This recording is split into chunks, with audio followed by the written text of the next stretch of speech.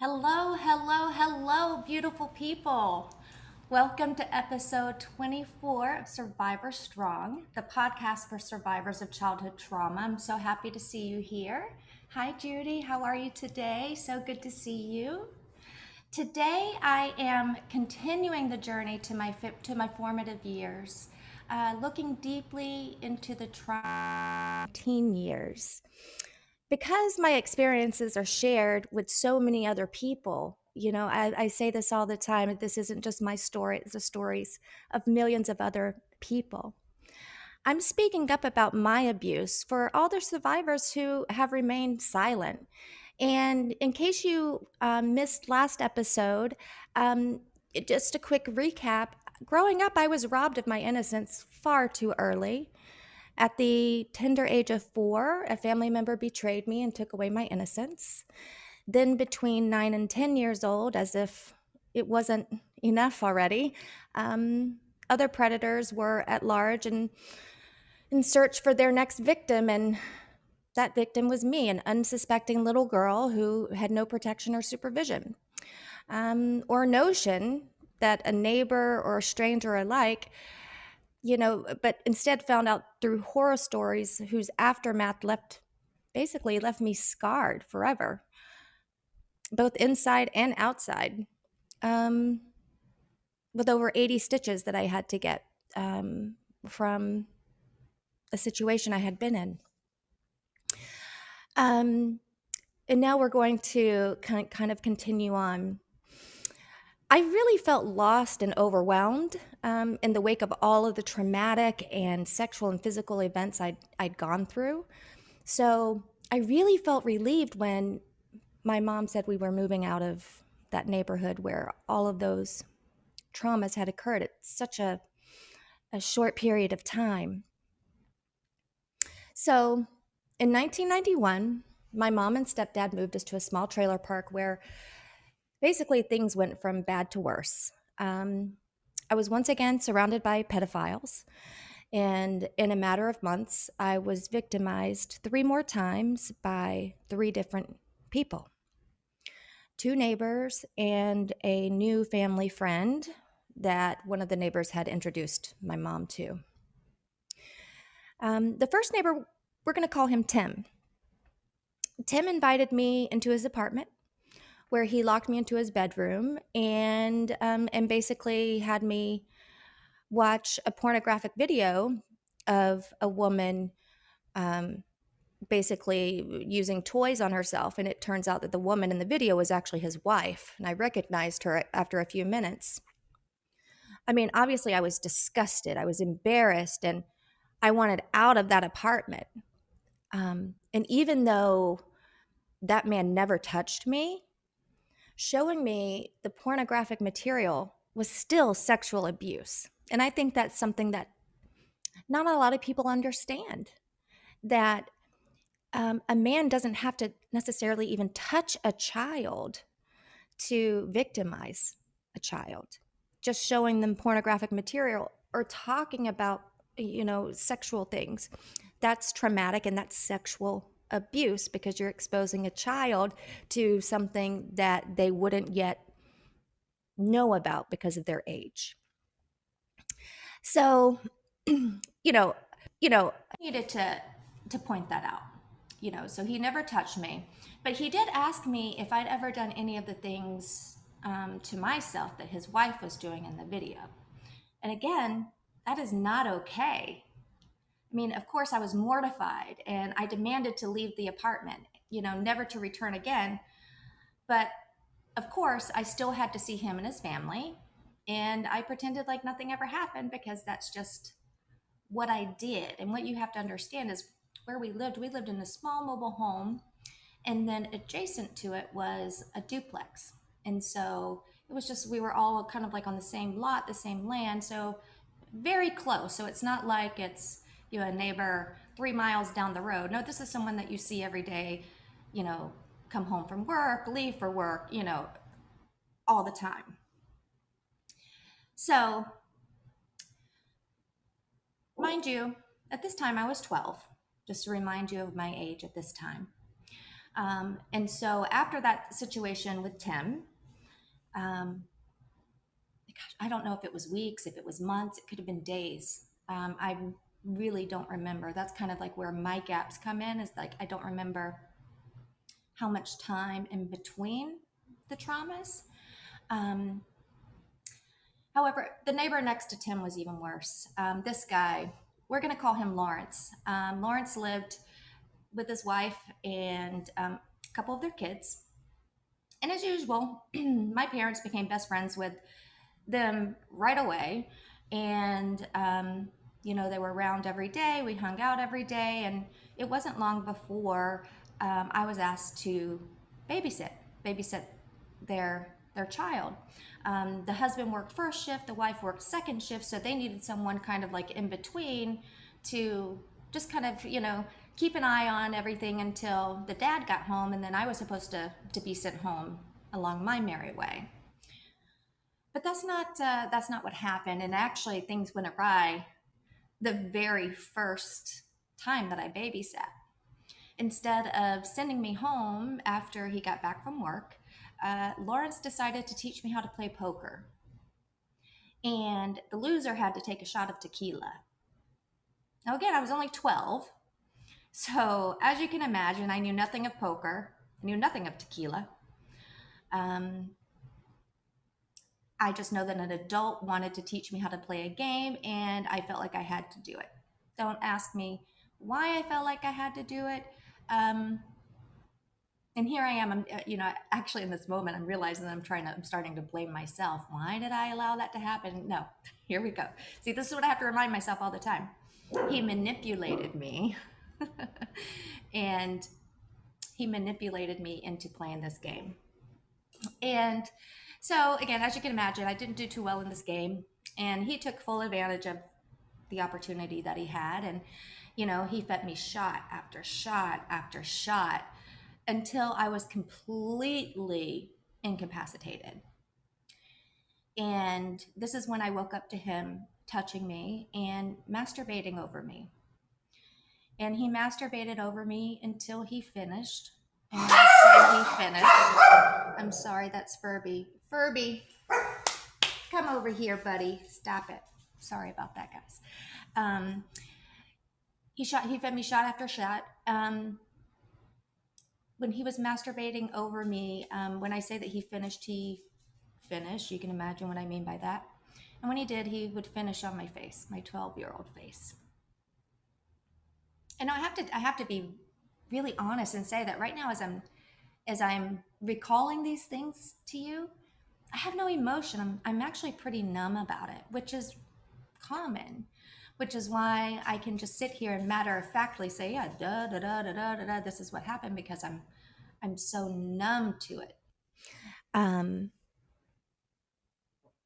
So anyway, after that, I didn't go home until the next day because I was drunk and afraid of getting in trouble, obviously, right? And I can't tell you again why I went back there. I can tell you. See, here I go again. I went back there because I was manipulated into believing that I was babysitting a child and I was told that I was doing something good. That's why I went back there. And you have to understand, too, that at that time, no one had repeatedly abused me.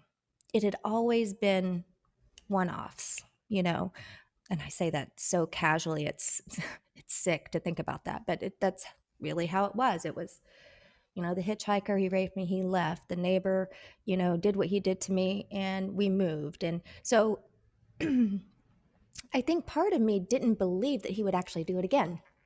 Part of me thought, oh, well, he did his thing, he's happy. I know this is sick, but this is what I'm thinking. As a 12-year-old, he's not going to do it again. Why would he? Why would he take the chance? He got away with it, quote unquote, once, right?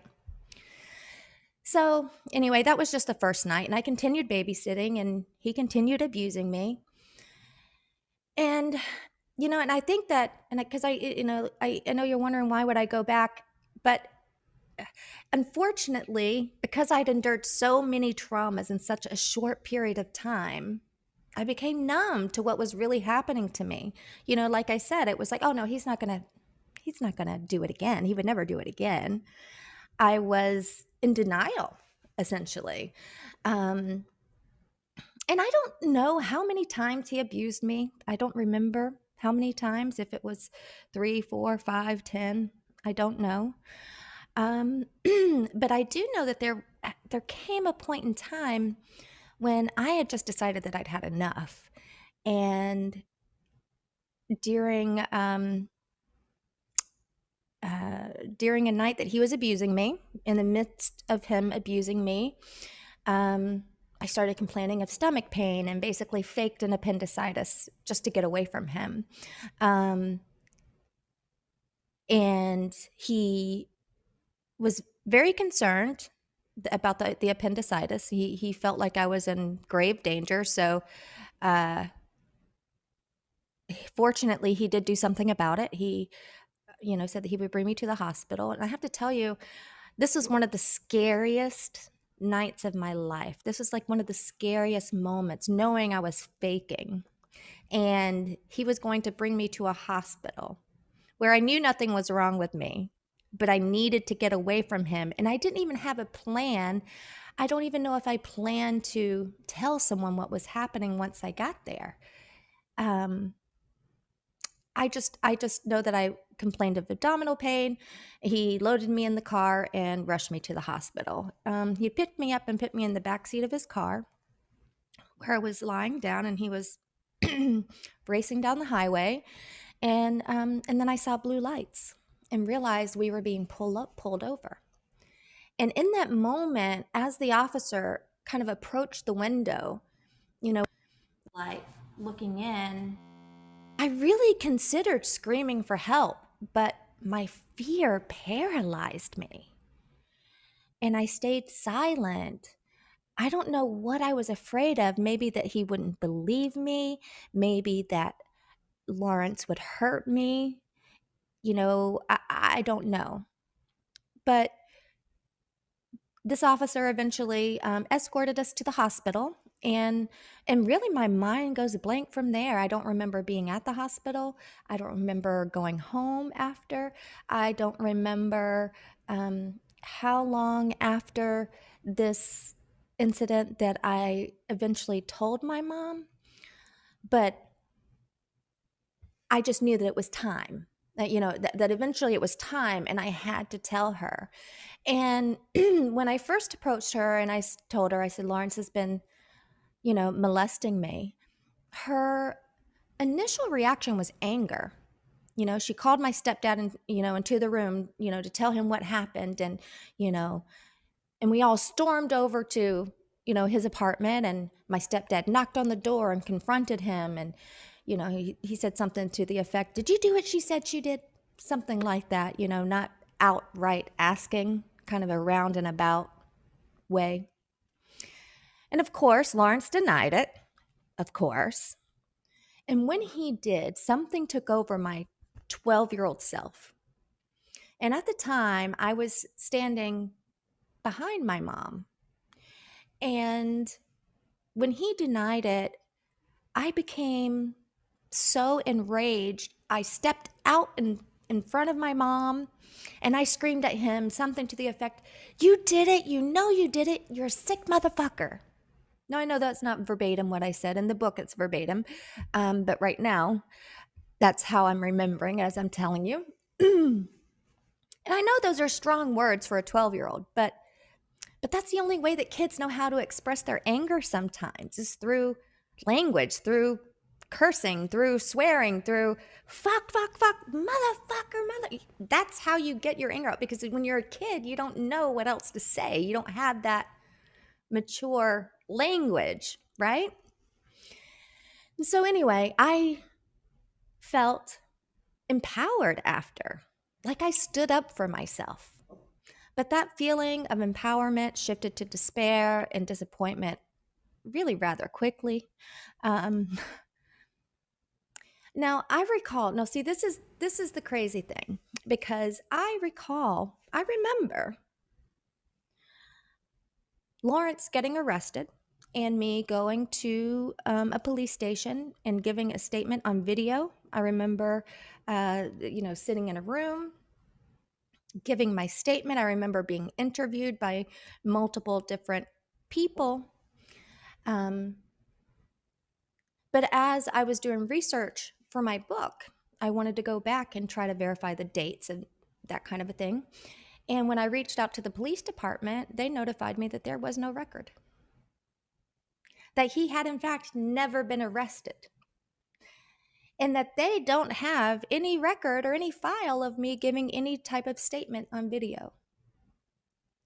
Now, when I tell you this is infuriating for somebody who knows what happened to her, and have someone tell you, oh, I don't know where that is. I don't know where that video is.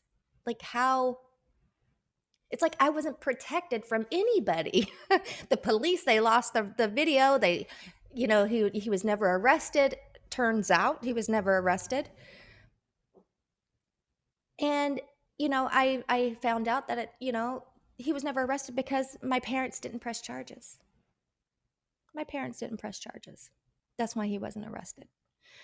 And as a matter of fact, my mom and dad, or stepdad rather, remained friends with him and his wife, even after finding out. Now, again, as I'm saying this to you, I have no emotion about it. I'm very numb to it. So that's how I can just talk about it. But yeah, my mom stayed friends with him, continued hanging out with him, continued leaving me with him. As a matter of fact, when I was 18 and I had moved out of state, one night my mom called me in the middle of the night, like 1:00 in the morning, and said, oh, I have a surprise for you. Somebody wants to say hi to you. And when she handed the phone over, it was Lawrence. Can you imagine? 5 years after he had done what he did, I had moved on with my life, and she has the gall to call me at 1 a.m. with a surprise phone call from him. Anyway, can you imagine? Can you imagine? Like, how does a mother stay friends with a man who sexually assaulted her 12-year-old daughter? This is incomprehensible to me. How could she? I mean, I could never, would never tolerate such atrocities against my children. I will never understand. I'll never understand. And the fact that she is continuing this pattern with my niece is just downright unforgivable at this point. But anyway, as I continue, so that was 12 years old that happened. That summer, I turned 13. So Mama sent me to spend time with my Aunt Wendy and Uncle Lou in the North Georgia mountains, which I was very excited about. I was looking forward to it. I always enjoyed being around my Uncle Lou. He was a lot of fun, always made everyone laugh, until things once again took a left turn, something I was not expecting. One night I fell asleep on the couch while watching a movie and woke up to my uncle performing oral sex on me. And I say performing oral sex, but it was orally raping me. That wasn't oral sex. That wasn't consented. He was raping me. Whew.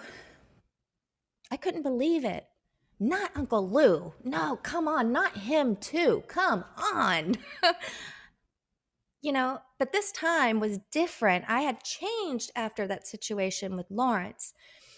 And this time I wasn't going to stay silent. I went right to my Aunt Wendy and I immediately told her what happened. And, Lou was out in the front yard on the tractor and we confronted him. Of course, he denied it. And I once again, pointed, you did what you did. But this time things went a little bit different. This time my Aunt Wendy believed me and arranged for me to go home. She believed me and said, "You're not safe here. You need to be home." And she eventually divorced him after some time. No, I don't know if it was because of that she divorced him, if there were other situations, whatever, but she eventually did divorce him. But I was grateful to her for arranging for me to go home and not keeping me there and putting me at risk of him doing it again. I eventually did tell my mom what happened. And once again, my mom went about life as though nothing occurred. She forgave her brother and blamed alcohol for his behavior. And for years, I had to sit across from him at Thanksgiving dinner and watch as everyone greeted him with hugs and, wishing him the happiest of birthdays and happy Father's Day to the world's best brother, on social media. He died several years ago. And I now get to see happy heavenly birthday to the best brother. Happy heavenly Father's Day to the best father. And this is coming from my mom. My mom is posting this. Really? I don't think pedophiles go to heaven. I don't know. Like, seriously, how much betrayal can one person really take? How many times can my own mother betray me while telling me how much she loves me? I just don't understand, and I don't think I ever will. The following year, I turned 14.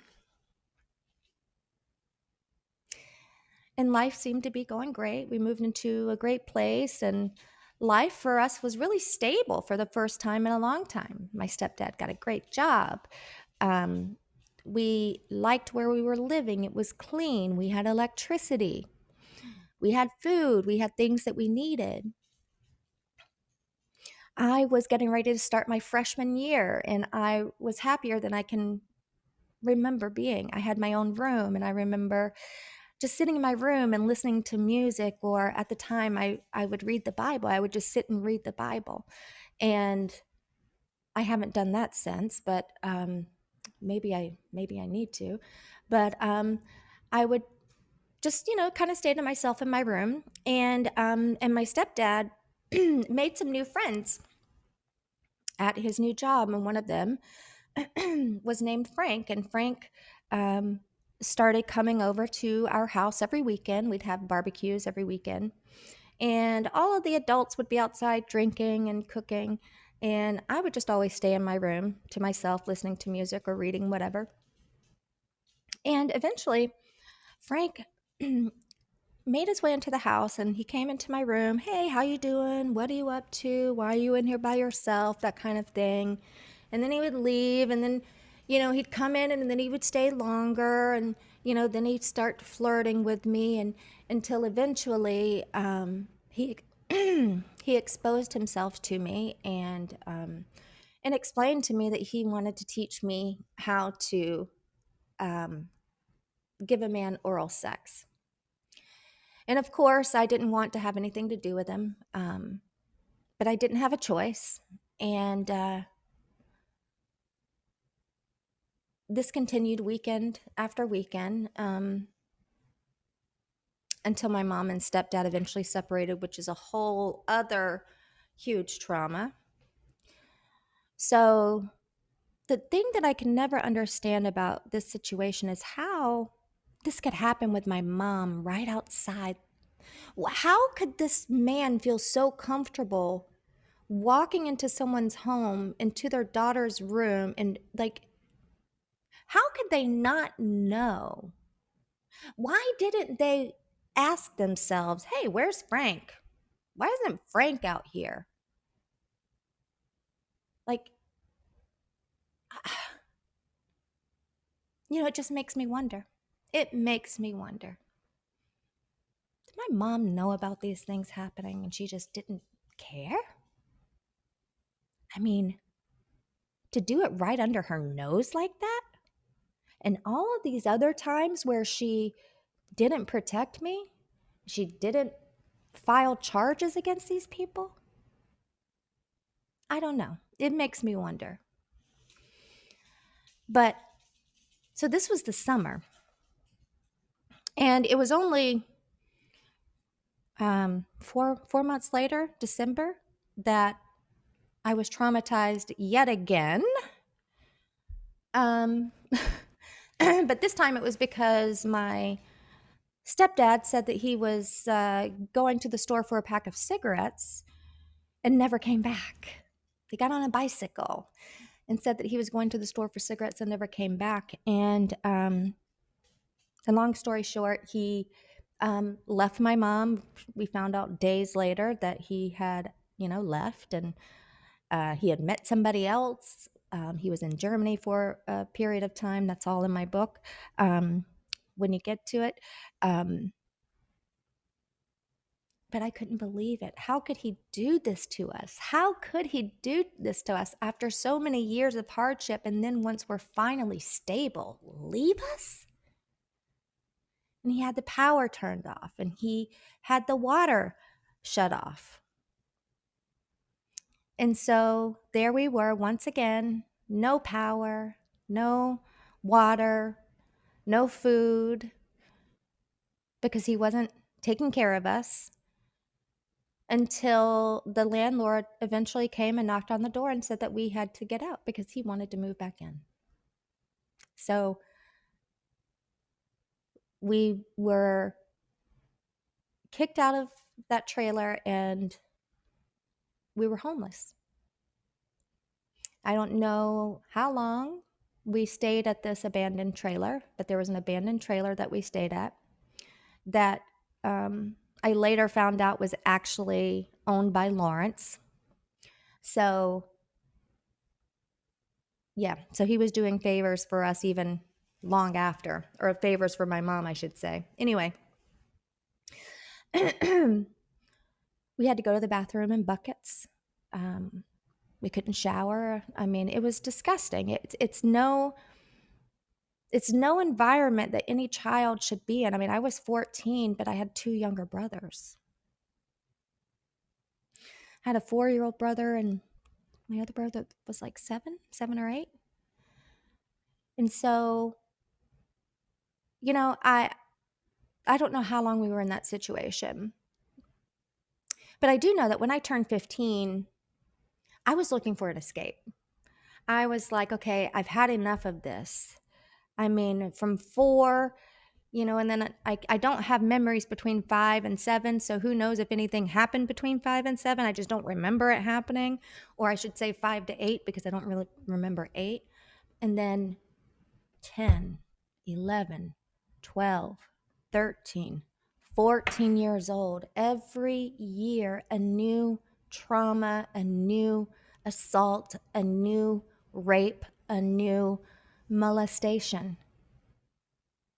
Year after year after year. And so when I was 15, I was like, get me the fuck out of here. I need to get away from here, because clearly, if I don't leave this place, I mean, I could end up just like everybody else that's here. I could end up just like my mom, So when I was 15, I was looking for an escape, and I saw an ad for a job traveling the United States. So I applied and was offered the job right away. And I found out that I'd be traveling the United States selling magazines door to door. Now, that sounded better than staying in the chaos that was my life at the time. And, I went home after the interview excited that I got the job, and told my mom the great news. I got the job, Mom, but I have to leave tomorrow. And, she had the same nonchalant response. Oh, that's great. Oh, that's wonderful. I'll help you pack, and I'll get you to the hotel tomorrow. 15 years old. She congratulated me on the job, helped me pack my things, and dropped me off at the hotel the next morning. Now, I have to tell you, at the time, I was grateful to have the freedom I had.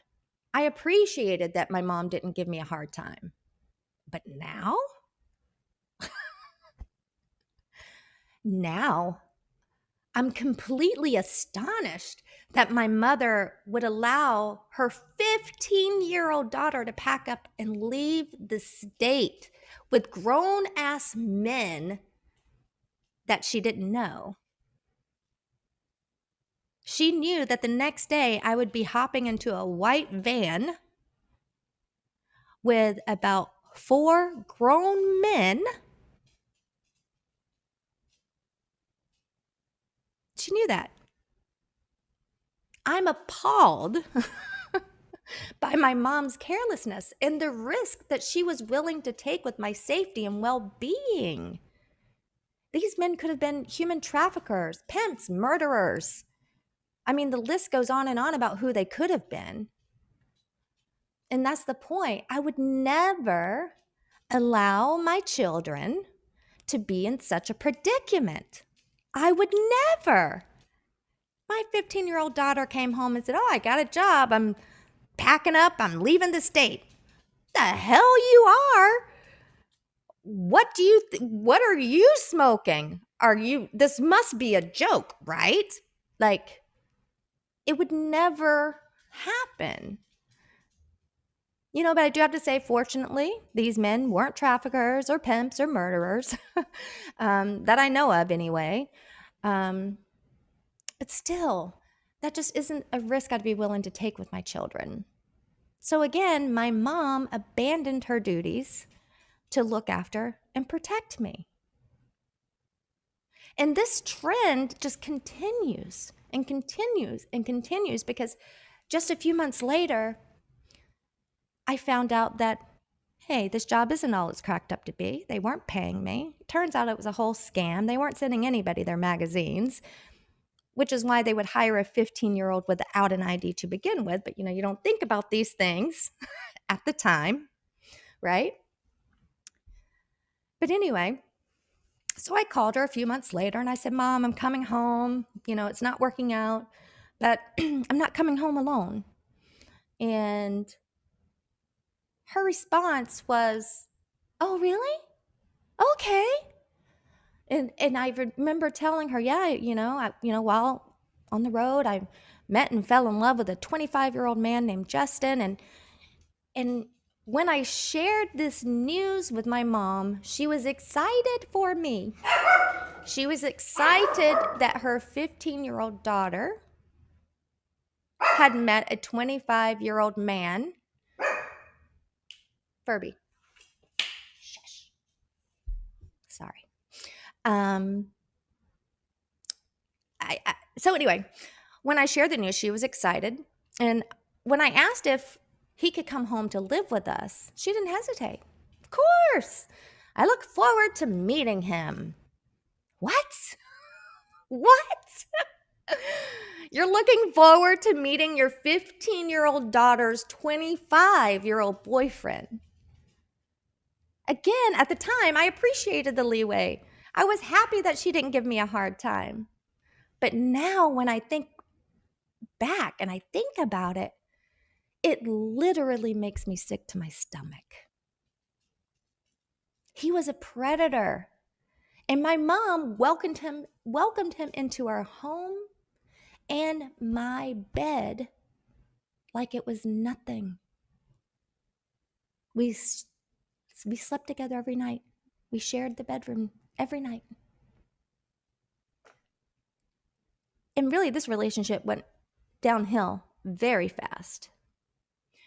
It turns out that Justin was not only an alcoholic, a drug addict, but also physically, mentally, and emotionally abusive, all in the presence of my mom. He'd just wake up some days and just decide that he wasn't going to talk to me. No rhyme or reason. Just, I'm not talking to you today. And it would just drive me insane. It was all a game to him.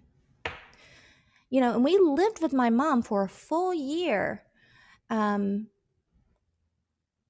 before Justin decided to leave the house after an argument and hitchhike to Florida. So for a full year, my mom had seen his behavior, had seen the way that he treated me, had seen the way that he mentally and emotionally fucked with me, to be honest. She knew all of this, and still, 3 days later, after he left, he called. He found a way to reach out to me, and that's how I found out that he did, in fact, hitchhike to Florida. I didn't know that. I had no idea where he was before that. And he called me, and it was like 3 days later, demanding that I come to Florida or he was going to hurt himself. He was going to kill himself if I didn't get to Florida. Again, I went to my mom, and my mom's suggestion was to go door to door to the neighbors asking for money until I had enough money for a bus ticket. And that's what I did. Again, my mom, knowing the man was abusive to me, encouraged and helped me get a bus ticket to Florida when I was 16. She dropped me off at the bus station and waved goodbye to her 16-year-old daughter. Like it was nothing. Like I was nothing. Like she didn't care what happened to me. I turned 17 a few months later. But by that time, I was already caught up in another fresh dose of hell that I had no idea was coming for me. I found out Justin was addicted to crack cocaine. He'd disappear for days on end and beat me up if I confronted him about it.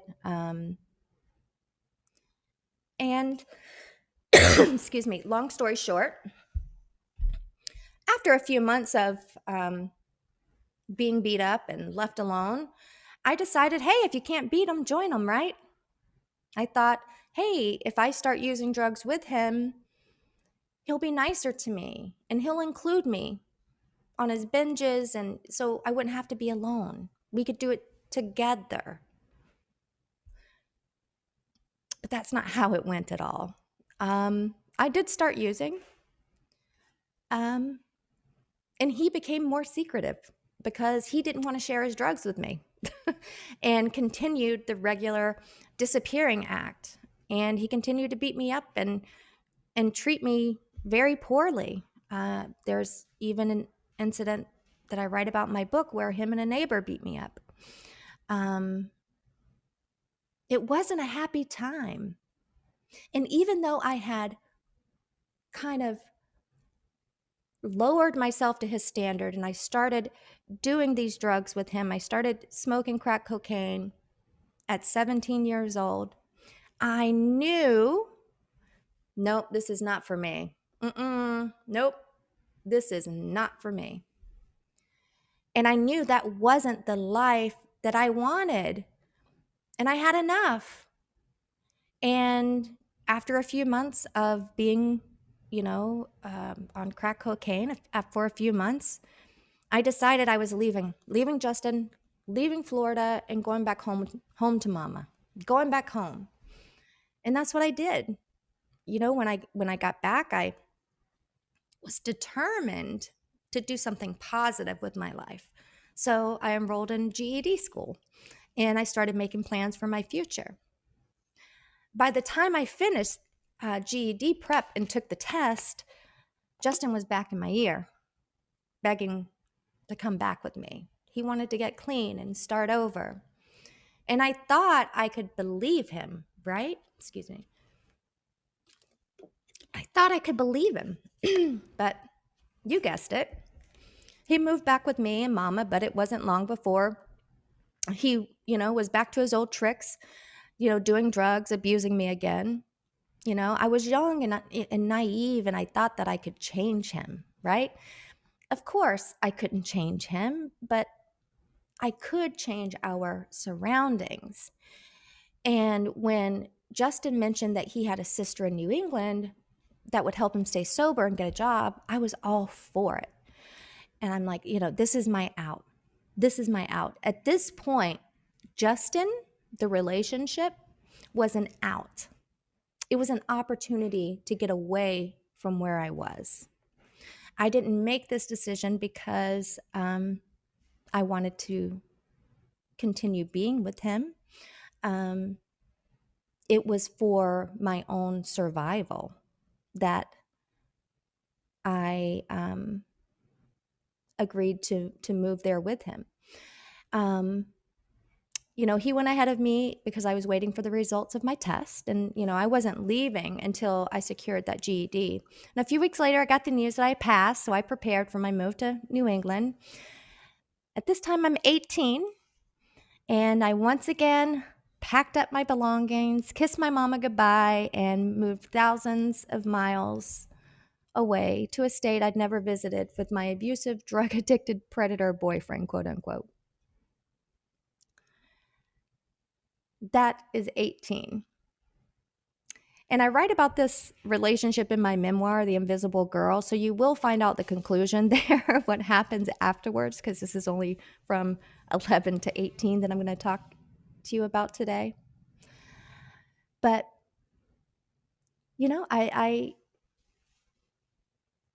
it amazes me how much trauma I have endured. And, before I go, you may be wondering, why am I sharing this with you? Why am I opening up? And I'm sharing because only now am I understanding all the ways my parents betrayed me.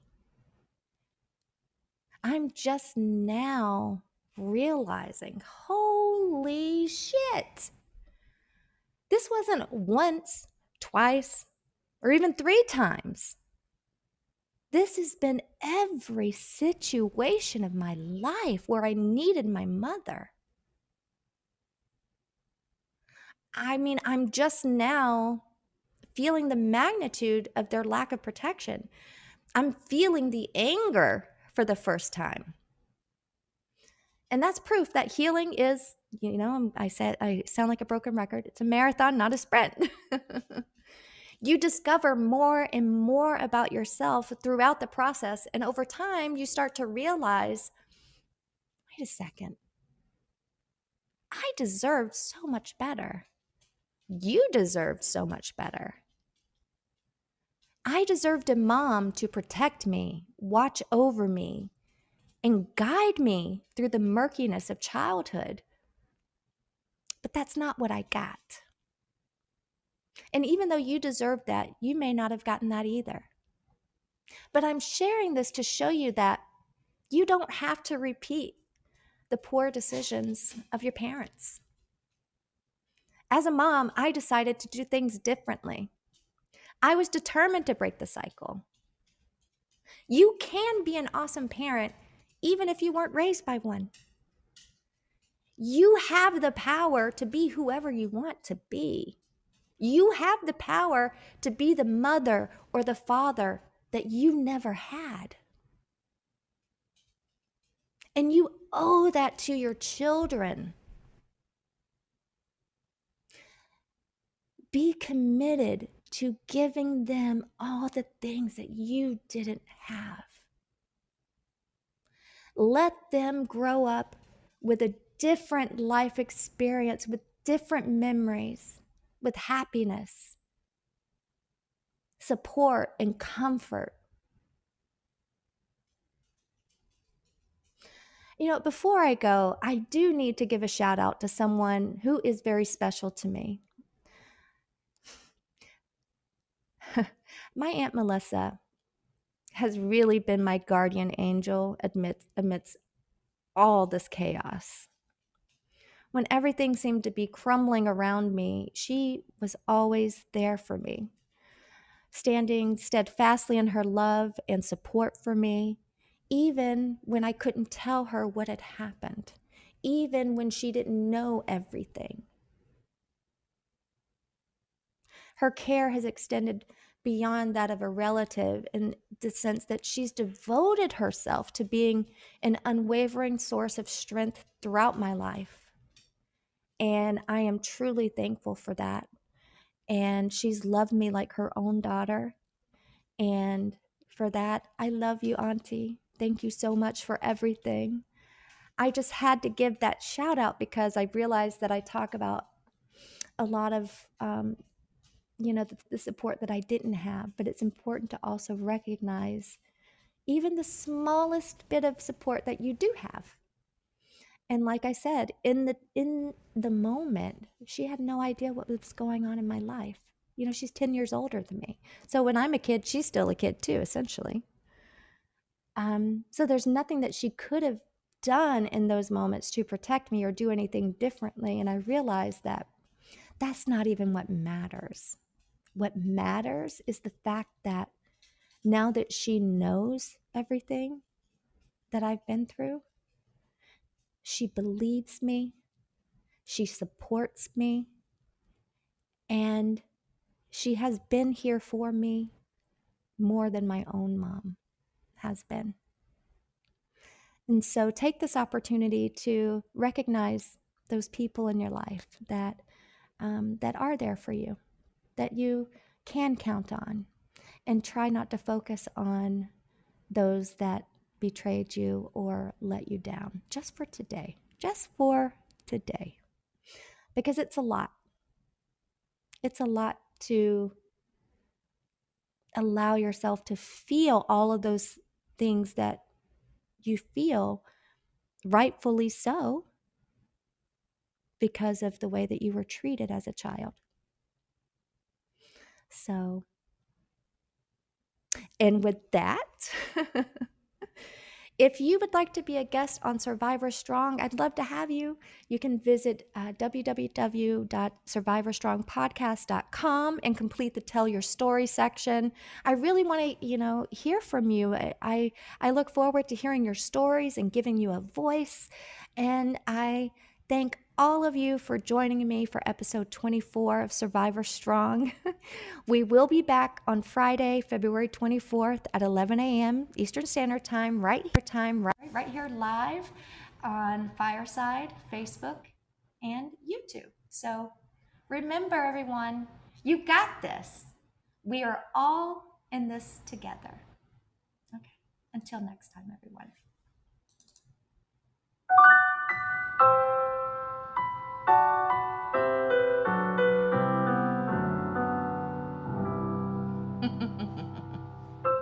Bye, everyone.